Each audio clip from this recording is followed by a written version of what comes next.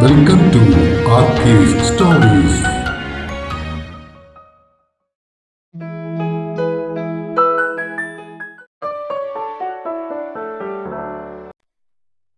വില്വാദ്രി ഭാഗം 6.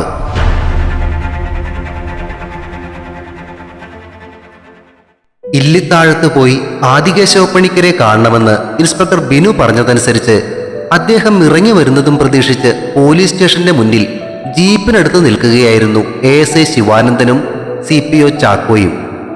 മൊബൈലിൽ എന്തോ സെർച്ച് ചെയ്തുകൊണ്ടിരിക്കുകയായിരുന്ന ശിവാനന്ദന്റെ അടുത്തേക്ക് നീങ്ങി നിന്നിട്ട് ചാക്കോ ചോദിച്ചു, സാറേ, ഇന്നലത്തെ വാർത്ത കണ്ടായിരുന്നോ?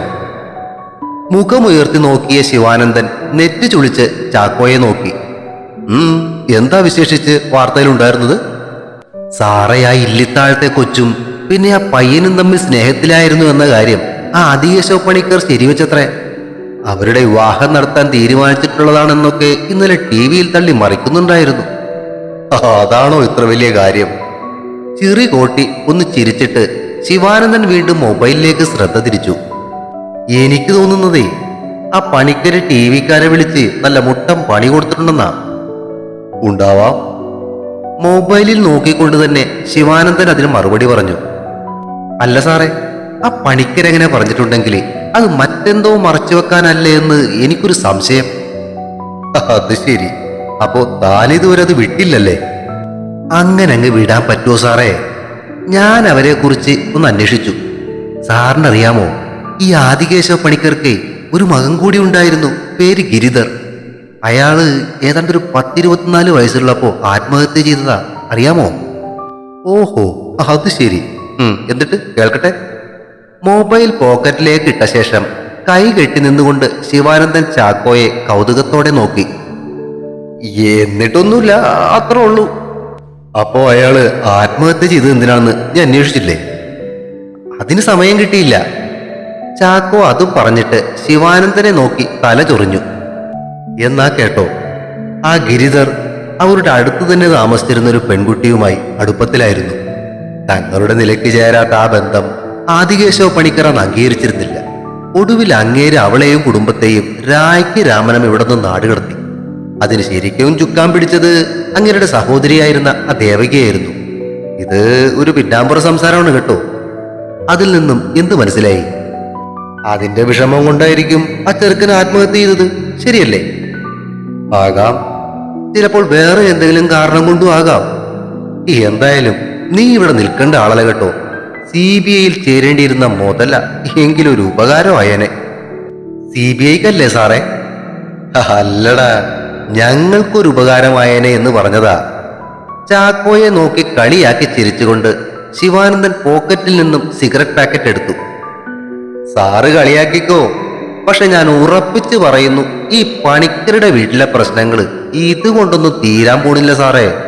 നമുക്ക് നല്ലൊരു തലവേദന ഉണ്ടാകുവാൻ എല്ലാ സാധ്യതയുണ്ട്. ഹരിനാഗാണോടെ നിന്റെ? സിഗരറ്റ് പാക്കറ്റിൽ നിന്നും ഒരു സിഗരറ്റ് എടുത്ത് ചുണ്ടിലേക്ക് വെച്ചുകൊണ്ട് ശിവാനന്ദൻ ചോദിച്ചു. കാര്യം പറഞ്ഞതാ സാറേ, വേണമെങ്കിൽ സാറ് നോക്കിക്കോ. പിന്നെ സാറ് വരുന്നുണ്ട് കേട്ടോ. ചാക്കോ പറഞ്ഞത് കേട്ട് ശിവാനന്ദൻ ചുണ്ടിലിരുന്ന സിഗരറ്റ് തിരികെ പാക്കറ്റിലേക്ക് വെച്ച് റെഡിയായി നിന്നു. ഹോസ്പിറ്റലിലേക്ക് പോകാനായി ഇറങ്ങിയ പ്രശാന്തും മഞ്ജുമയും ഗേറ്റ് കടന്നു വരുന്ന പോലീസ് ജീപ്പ് കണ്ട് വരാന്തയിൽ തന്നെ നിന്നു. കാർപോർച്ചിലേക്ക് വന്ന് ഒരു ഇരമ്പലോടെ നിന്ന ബൊലേറോയിൽ നിന്നും ഇറങ്ങുന്ന ഇൻസ്പെക്ടർ ബിനുവിനെയും ശിവാനന്ദനെയും കണ്ട പ്രശാന്ത് പരിചയഭാവത്തിൽ ചിരിച്ചു. ഹലോ സർ, ഞാൻ ബിനു. വരാന്തയിലേക്ക് കയറിയ ഇൻസ്പെക്ടർ പ്രശാന്തിനോട് പറഞ്ഞു.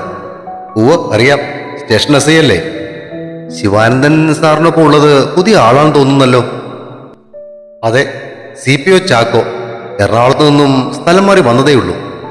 ഇൻസ്പെക്ടർ ബിനു തന്നെ പരിചയപ്പെടുത്തുന്നത് കേട്ട് ചാക്കോ പ്രശാന്തിനെ നോക്കി ചിരിച്ചു. സാറ് എങ്ങോട്ടെങ്കിലും ഇറങ്ങാൻ തുടങ്ങുകയായിരുന്നോ? പ്രശാന്തിനെയും മഞ്ജിമയെയും നോക്കിക്കൊണ്ട് ഇൻസ്പെക്ടർ ചോദിച്ചു. അതെ, ഹോസ്പിറ്റലിലേക്ക് പോകാൻ വേണ്ടി ഇറങ്ങുകയായിരുന്നു. ആ കാര്യം സംസാരിക്കാൻ വേണ്ടി തന്നെയാ ഞങ്ങളും വന്നത്. പണിക്കര് സാറിനെ ഒന്ന് കാണാൻ സാധിക്കുമോ? പിന്നെന്താ, അച്ചാച്ചനകത്തുണ്ട്, വരൂ, നമുക്ക് അകത്തേക്ക് ഇരിക്കാം. അവരെ അകത്തേക്ക് ക്ഷണിച്ചുകൊണ്ട് പ്രശാന്തും മഞ്ജിമയും വരാന്തയിൽ നിന്നും വീടിനകത്തേക്ക് കയറി. ഇൻസ്പെക്ടറോടും ശിവാനന്ദനോടുമൊപ്പം അകത്തേക്ക് കയറിയ ചാക്കോ വിശാലമായ ആ ഹാൾ കണ്ട് അന്തം വിട്ടുനിന്നു.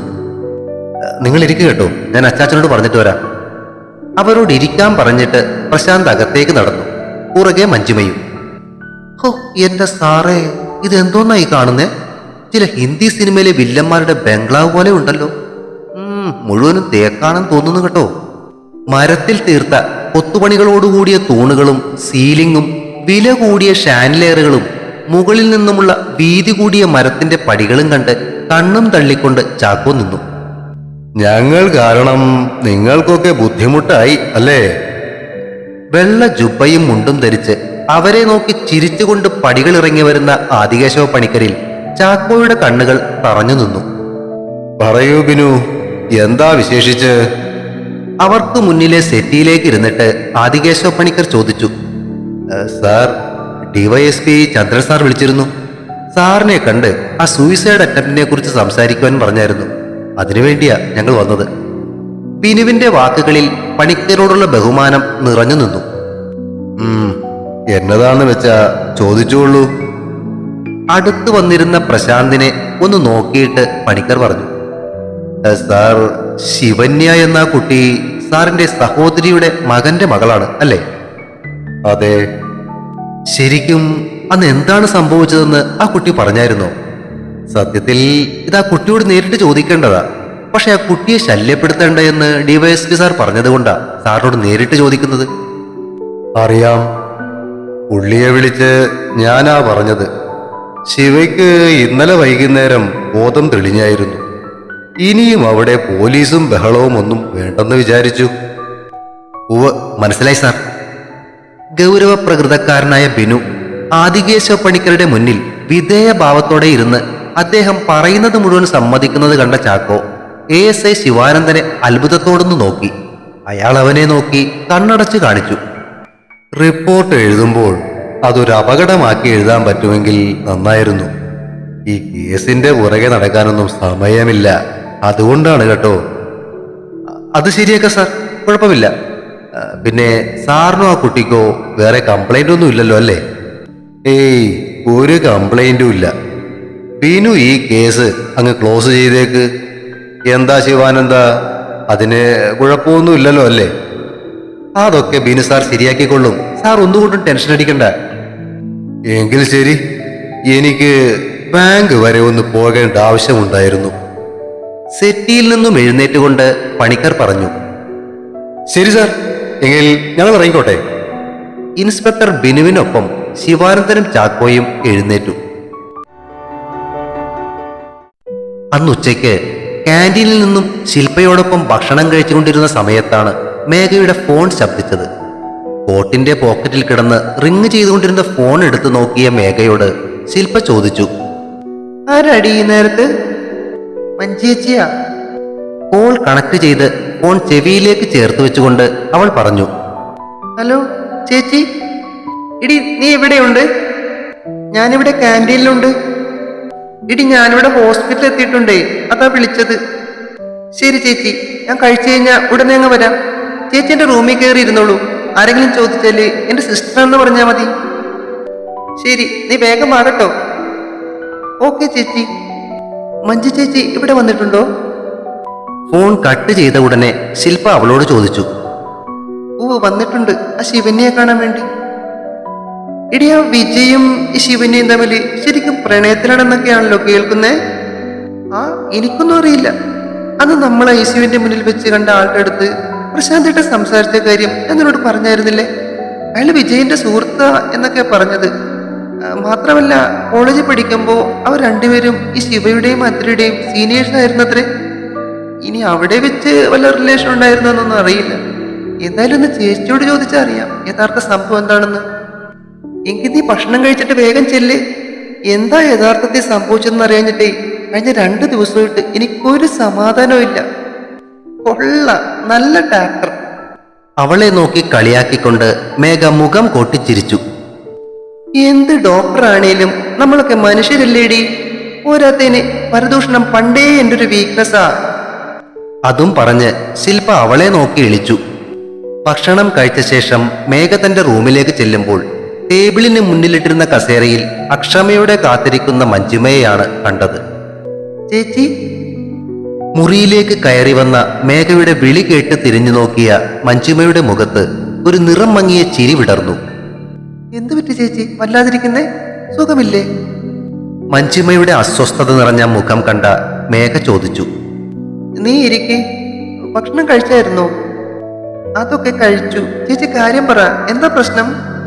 തന്റെ ചോദ്യത്തിന് മറുപടി പറയാതെ മഞ്ജിമ ഒഴിഞ്ഞു മാറുന്നത് കണ്ട മേഘ വീണ്ടും ചോദിച്ചു. ഏയ് ഒന്നുമില്ല, ഞാൻ ശിവയെ കാണാൻ വന്നതാ. അത് മനസ്സിലായി.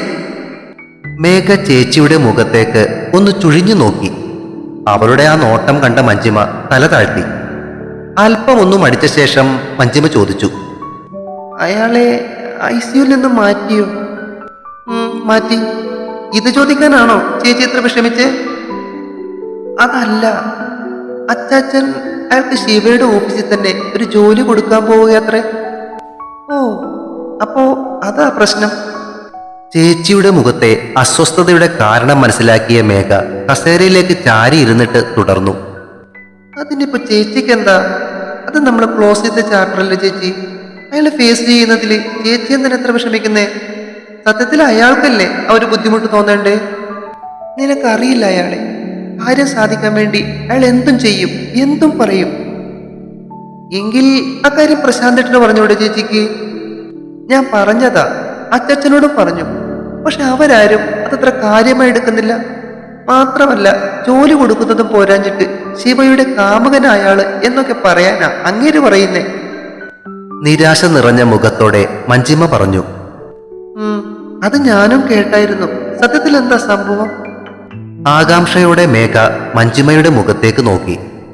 അത് വെറുതെ പറയുന്നതാടി. ശിവയുടെ സംരക്ഷണം തൽക്കാലം അയാളെയും പിന്നെ അയാളുടെ ഒരു കൂട്ടുകാരനുണ്ടല്ലോ ആ അമൽ, അയാളെ ഏൽപ്പിക്കുവാനാ അച്ചച്ചന്റെ തീരുമാനം. അത് കൊള്ളാം. പ്രൊട്ടക്ഷന് വേണ്ടി ഏർപ്പാട് ചെയ്തവരെ പിടിച്ച് കാമുകനാക്കേണ്ട വല്ല കാര്യമുണ്ടോ? അങ്ങേർക്ക് എന്താ വട്ടുണ്ടോ ചേച്ചി?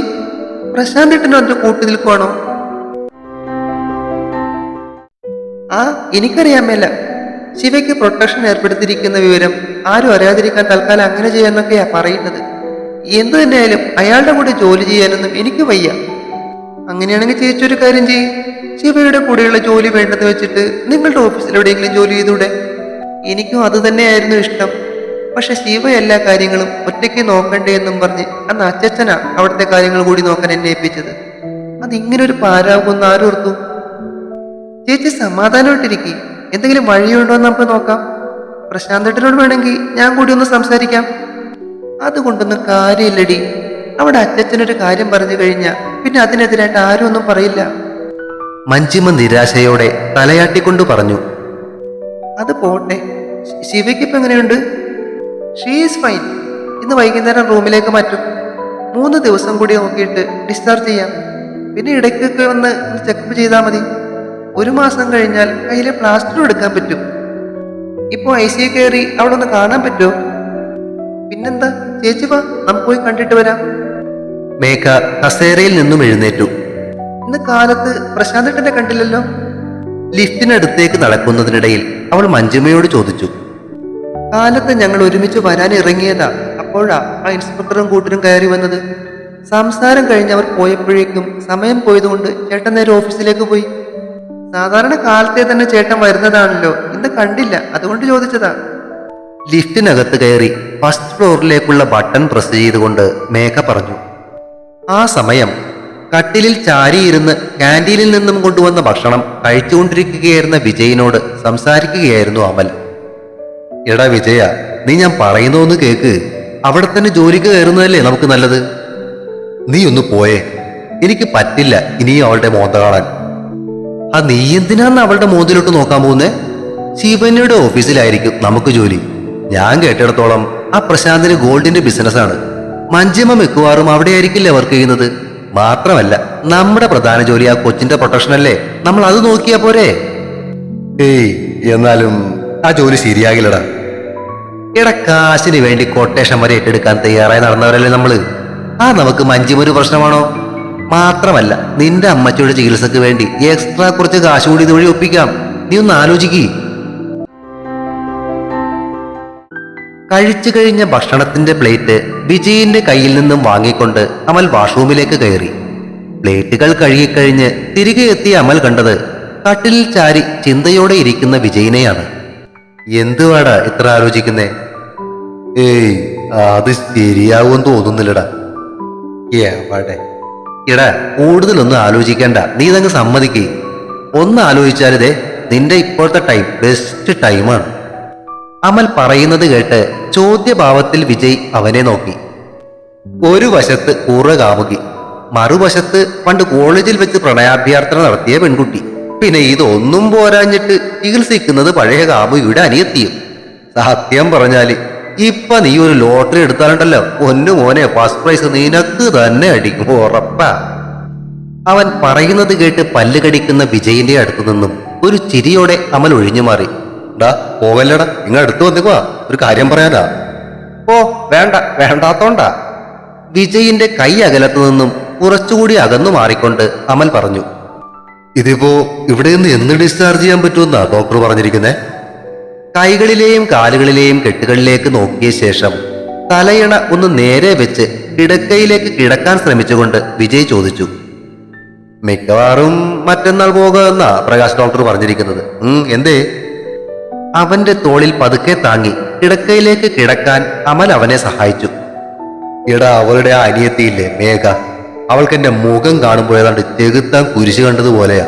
ആ പണ്ടാരത്തിന്റെ അടുത്ത് നിന്ന് എത്രയും പെട്ടെന്ന് പോകാമെന്ന് വിചാരിച്ച് ചോദിച്ചതാ. അതൊക്കെ ചെറ്റത്തരം ചെയ്യുമ്പോൾ ആലോചിക്കണമായിരുന്നു. ദേഷ്യം നിറഞ്ഞ ശബ്ദം കേട്ട് അവർ രണ്ടുപേരും വാതിലിന് നേർക്ക് നോക്കി. കത്തുന്ന മുഖത്തോടെ വിജയനെ നോക്കിക്കൊണ്ട് വാതിൽക്കൽ തറഞ്ഞു നിൽക്കുന്ന മേഘ. തുടരും. വില്വാദ്രി അടുത്ത ഭാഗം ഉടൻ പ്രതീക്ഷിക്കുക. സബ്സ്ക്രൈബ് ചെയ്യാത്തവർ ഉണ്ടെങ്കിൽ ദയവായി സബ്സ്ക്രൈബ് ചെയ്യണേ.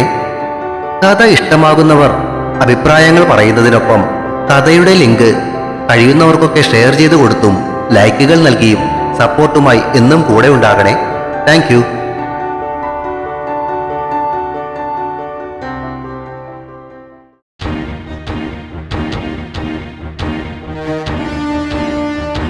See you soon.